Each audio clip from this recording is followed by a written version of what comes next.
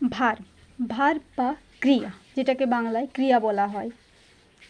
A verb is a word describes an action or happening of something.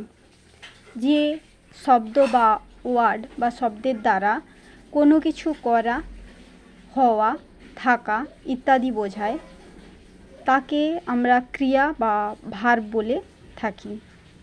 Subject বা কর্তা যা করে তাই হচ্ছে ভার্ব, অর্থাৎ কর্তা যা করে তাই হচ্ছে ক্রিয়া বা ভার্ব। ভার্ব সমান হচ্ছে something doing, happening, having, action, being প্রভৃতি বোঝানো হয়। যেটা হচ্ছে, করা হচ্ছে, সেই সমস্ত জিনিসগুলোকে আমরা ক্রিয়া বা কর্ম বা কাজ বলে থাকি। এইবার কিছু উদাহরণের সাথে আমরা কিছুটা ক্লিয়ার করে নিই। যেমন example, the boy is running, ছেলেটা দৌড়চ্ছে। দি গার্ল ইজ প্লেয়িং, মেয়েটি খেলা করছে। আই অ্যাম রাইটিং, আমি লিখছি। And Benu goes to school, Benu প্রতিদিন স্কুলে যায়।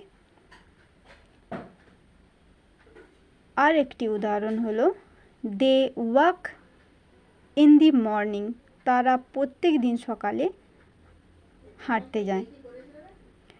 এখানে দ্য গার্ল ইজ প্লেয়িং, মেয়েটা খেলা করছে। দ্য বয় ইজ রানিং, ছেলেটি দৌড়চ্ছে। দৌড়ানোটা বা খেলাটা এখানে কাজ বোঝানো হয়। আবার তারা